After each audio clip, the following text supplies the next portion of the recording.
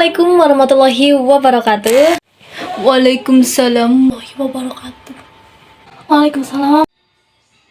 Halo, selamat siang teman-teman, Bapak dan juga Ibu.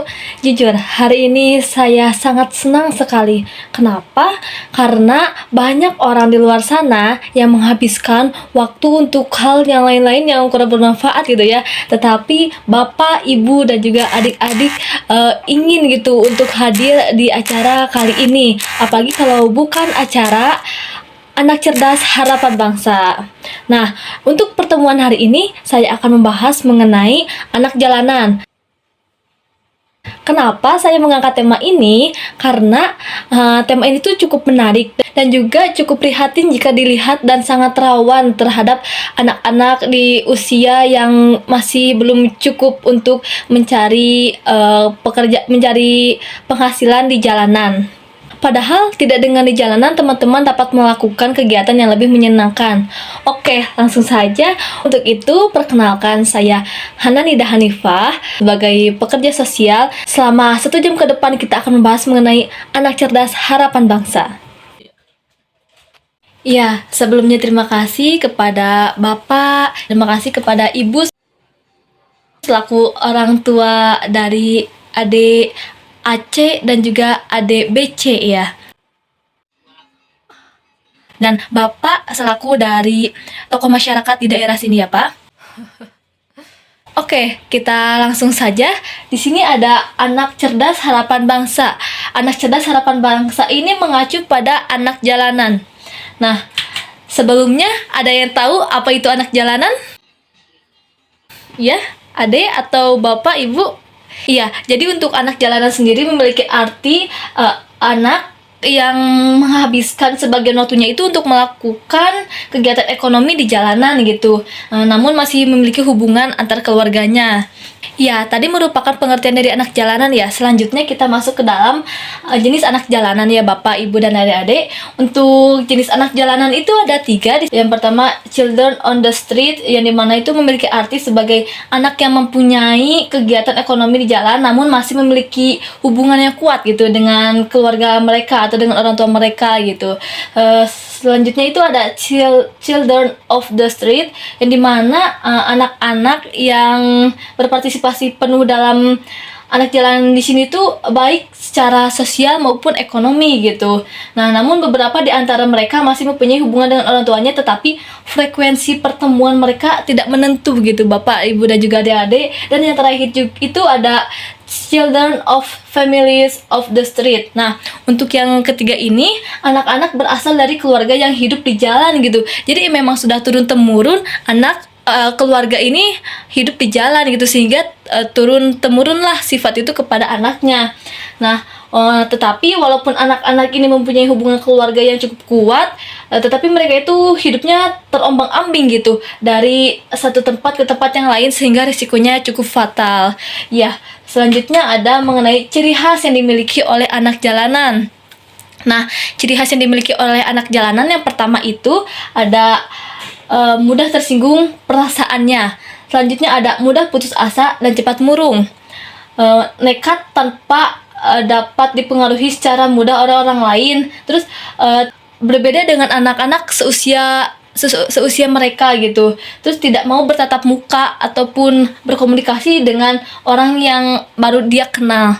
Selanjutnya ada sesuai dengan taraf perkembangannya, masih anak-anak itu pemikirannya masih sangat labil ya Bapak, Ibu, dan juga adik-adik. Dan yang terakhir itu mengenai ciri khas yang dimiliki oleh anak jalanan adalah mereka memiliki suatu keterampilan, namun keterampilannya itu selalu sesuai bila diukur dengan ukuran normatif masyarakat yang pada umumnya atau masyarakat dalam sekitar mereka. Nah, adik, Bapak, dan juga Ibu pasti penasaran kan kenapa gitu ada anak yang sampai memiliki sifat seperti ini.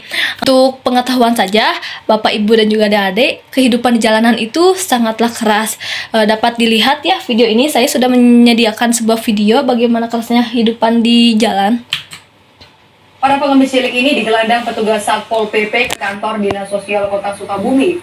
Sedikitnya 40 orang ditangkap petugas karena dianggap mengganggu ketertiban.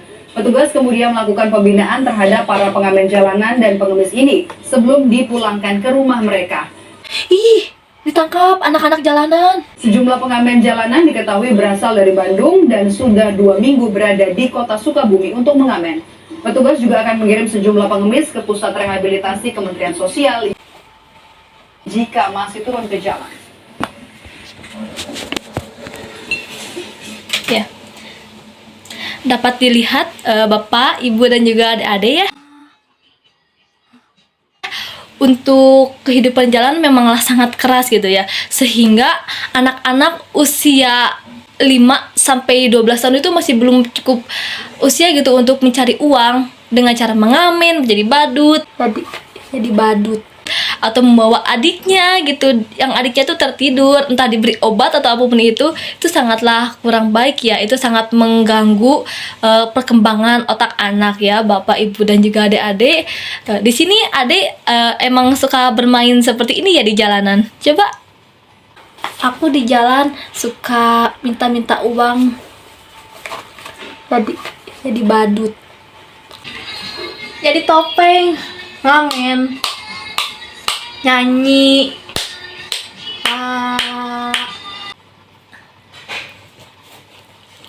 Ya, nggak apa-apa, Adek. Nah, dengan adanya Adek di sini, Adek dapat mengetahui bagaimana cara supaya terhindar dari kehidupan jalanan ini gitu. Adek juga pasti bosen kan?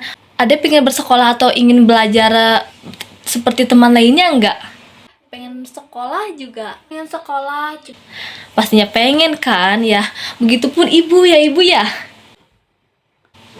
Iya, ibu sebagai orang tua cukup mengedukasi gitu bagaimana anak agar dapat menjalankan fungsi sosialnya gitu.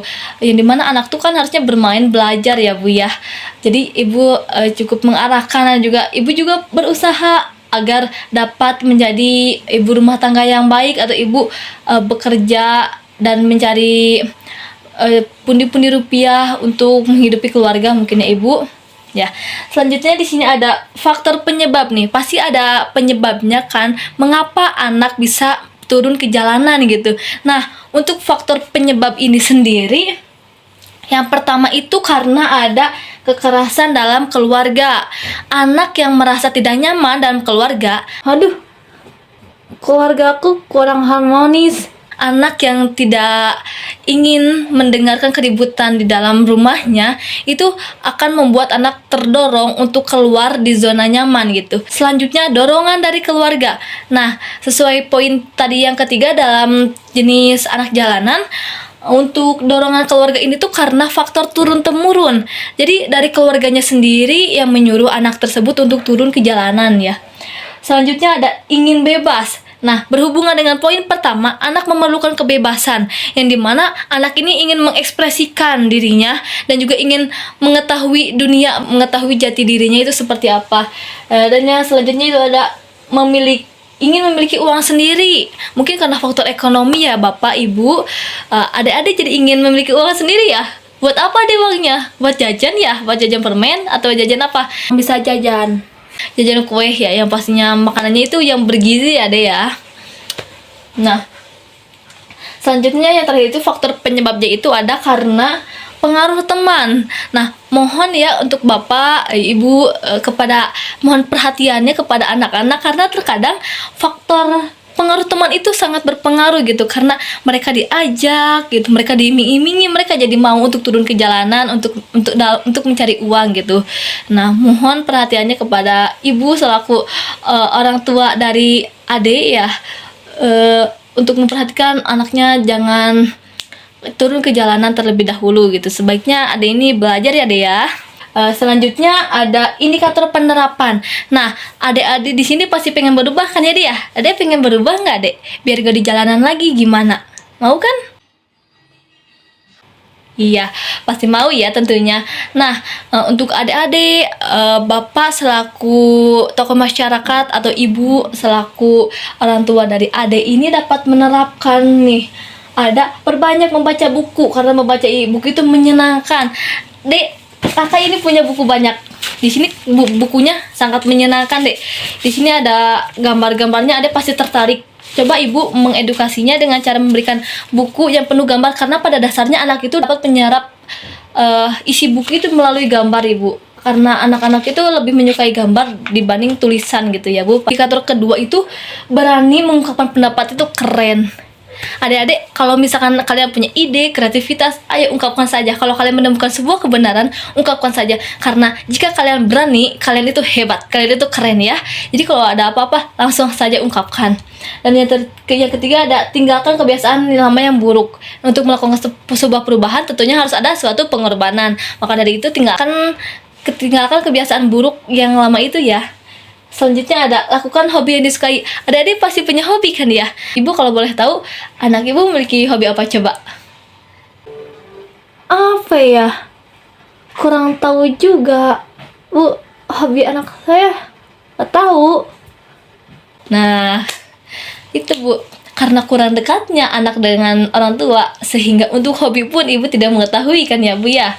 Hari-hari dia di jalan Bu. Gak tahu, emang kurang dekat gitu ya. Salah saya juga itu. Nah, jadi hobi ada apa? Hobi aku membaca buku. Oh, keren banget. Hobi Ade membaca buku. Ih, ini pas banget deh. Kakak punya buku nih banyak di rumah. Nanti boleh lah ya kita ngobrol gitu. Nanti Ade main aja ke rumah kakak buat ambil tuh buku-buku baca. Itu menyenangkan banget bukunya. Kalau ada yang satunya lagi? Aku suka olahraga. Ih, keren banget. Hobi berolahraga ya, lebih condong ke olahraga apa nih? Main sepeda. Oh, lebih condong ke olahraga bersepeda. Iya, ini keren banget nih. Adik di jalanan nanti tidak akan mengamen atau menjadi badut lagi, tetapi adik bisa di jalanan tuh bersepeda, olahraga ya deh ya. Ya, itu patut untuk dikembangkan tuh. Selanjutnya ada mengisi pohon harapan. Jadi nanti kakak akan bikin pohon harapan yang dimana adik-adik dapat mengisi bagaimana atau mengisi apa yang adik-adik harapkan untuk di masa depan. Nanti tempel ya semuanya harapan kalian di pohon harapan. Dan yang terakhir, Bapak, Ibu, dan juga adik, indikator penerapan sifat perubahan ini tuh ada sayangi diri sendiri dan juga keluarga. Adik sayang keluarga enggak?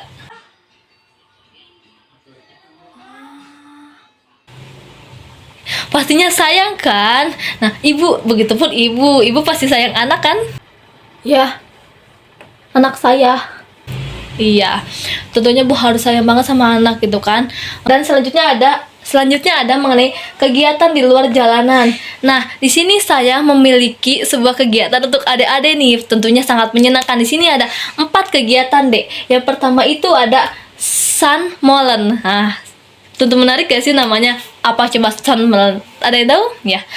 Jadi untuk Sunmolen sendiri berarti Sunday Morning Learning. Jadi di sana ntar adik-adik akan belajar bersama kakak setiap hari Minggu dari pukul 9 sampai 12 siang ya. Di sana kita happy fun aja gitu ya. Belajar menghitung dan menulis cara dasar-dasar aja. Yang kedua itu ada kegiatan Maka Akref. Maka Akref itu apa? Mahakarya Anak Kreatif. Jadi nanti kita akan belajar bagaimana mengelola sampah atau mengelola bahan yang sudah tidak digunakan dapat berfungsi kembali. Misalkan kita bisa membuat kincir angin, kita bisa membuat tempat pensil di botol yang sudah tidak terpakai, terus kita bisa membuat anyaman. Nanti kita belajar bareng-bareng ya semuanya. Selanjutnya ada B kubik. Nah, untuk B kubik di sini tuh belajar bari botram. Nah, tentunya biar tidak terlalu monoton di sini kakak ingin mengajak adik-adik semua dalam melakukan pembelajaran itu santai saja dan tidak terlalu monoton ya. Nah, yang terakhir itu ada Kids Be Smart. Nah, Kids Be Smart di sini tuh anak-anak menjadi pintar. Nah, biar adik-adik gak bosen, nanti kita akan bermain sambil belajar ke museum. Kita ke tempat museum geologi ataupun kita tempat ke museum sejarah Indonesia ya, supaya kita dapat mengetahui bagaimana sejarah-sejarah atau perkembangan Indonesia ini. Ya, itu merupakan kegiatan di luar jalanan. Nanti apakah ibu berkenan untuk membolehkan saya mengajak adik-adik untuk belajar bersama saya gitu nanti? Berkenan. Silahkan Bu, silahkan. Ya, baik Ibu, terima kasih atas kebersediaannya. Terima kasih juga Ibu telah mempercayai saya agar adik-adik ini dapat mengubah dirinya secara perlahan bersama saya sebagai pekerja sosial. Sebelumnya orang tua ada yang ini kemana, Dek? Ada orang tua dibuang. Oh iya. Ya, nggak apa-apa, Dek. Di sini ada kakak dapat menjadi pengganti orang tua, Dek. Dan sekarang berarti adik tinggal bersama nenek ya? Nenek. Nenek. Oh iya, nanti kita main ya ke rumah Adek. Nanti kita main bersama-sama ya. Adek jangan merasa sendirian, di sini ada kita bersama. Ajakin teman-teman yang lainnya. Jangan main di jalanan terus. Ayo kita belajar bareng aja ya gitu. Ajakin. Ya, selanjutnya nah, ya. Kita sudah sampai di penghujung acara. Siapapun bisa jadi apapun. Nah, anak cerdas harapan bangsa itu adalah adik-adik semua. Ya, sudah tadi kakak jelaskan bagaimana untuk mengubah segala kebiasaan di masa lalu yang dimana adik selalu bermain di jalanan ya. Sekarang usahakan minimalisir, jangan dulu ya Dek ya, karena adik itu adalah generasi emasnya bangsa. Kakak yakin adik dapat menjadi penerus bangsa yang hebat.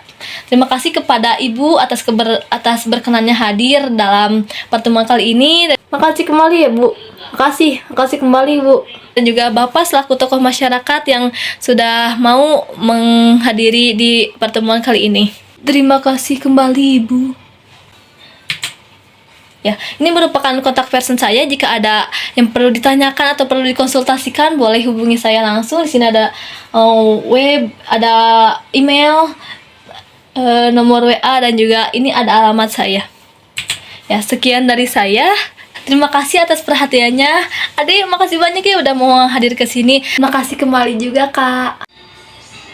Makasih juga, Kak. Nanti lagi kalau ketemu Teteh di jalan langsung sapa aja, ajak Teh, ayo belajar gitu aja ya. Oke, nanti Kakak jadwalkan kegiatan selanjutnya. Terima kasih kepada Ibu. Ibu nitip anaknya ya, Bu. Ini anak saya lihat Bu memiliki potensi yang sangat tinggi karena dari hobinya saja sudah bisa dikatakan cukup dapat dikembangkan gitu Bu. Udah untuk anak usia sekarang ini. Saya Hananida Hanifah, pamit undur diri. Terima kasih. Wassalamualaikum warahmatullahi wabarakatuh. Dah.